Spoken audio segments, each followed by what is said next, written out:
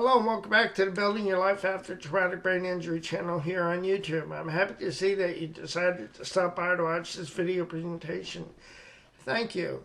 In today's video presentation, I'm going to be sharing an article that I recently wrote. To read the article to you, I'll put on my glasses and bring up the article.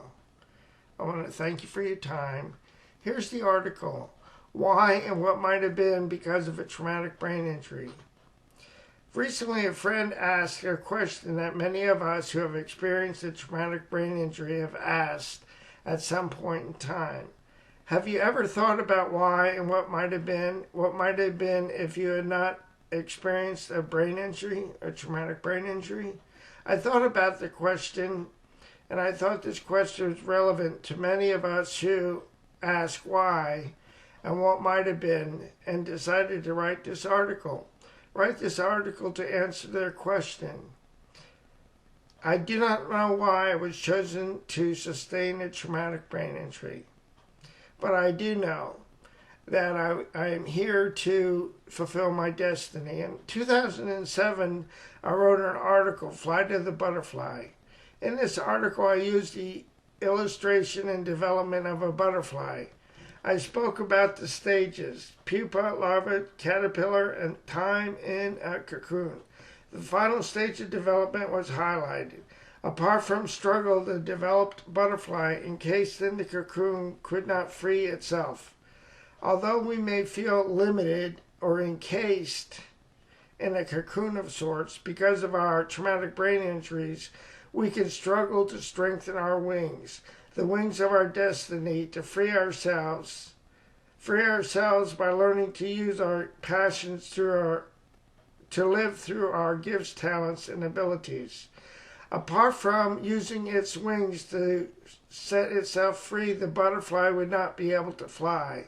The butterfly would otherwise fall to the ground to die, to be eaten. The butterfly's experience speaks to the need for struggle. The butterfly's experience speaks to me. Apart from struggle, I too would not be able to fulfill my purpose, the purpose for which I've been created to fly, and not to fall to the ground and die. A switch on the railroad of life. I've come to realize that my traumatic brain injury served to be a proverbial switch on the railroad of life that pointed me in a direction that I would not have otherwise traveled. A track in which I could learn how to use my gifts, talents, and abilities in ways that would work for me. A track that would lead me and guide me to my destiny. Here's a quote that I wrote. In my experience, I have found that it is not as important as what has happened to us, but how we respond to what has happened to us. And that's by me, Craig J. Phillips, MRCBA. Accepting reality, impossible or possible. As I learn to accept my reality becomes more real to me. The reality of what I can and cannot do because of my traumatic brain injury. The reality that I no longer have the ability to fulfill what might have been if I had not sustained a brain injury. Consequently, I can stay stuck focusing on what I am unable to accomplish, or I can begin to look for ways that will work for me. Here's another quote that I like. When one door of happiness closes, another door opens, but often we look so long at the closed door that we do not see the one which is opened for us. Helen Keller.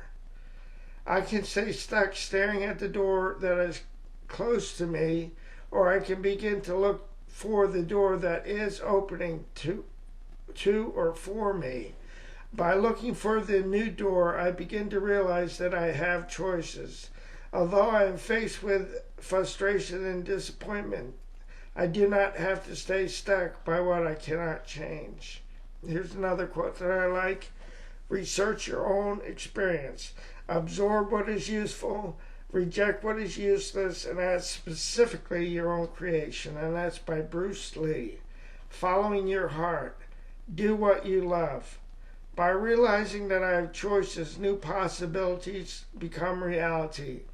By realizing that I have a choice to look for the door that is set to or is opening for me, I am given hope. I am given hope by what might be instead of focusing on what might have been. If only I hadn't sustained a traumatic brain injury. And here's another quote that I like.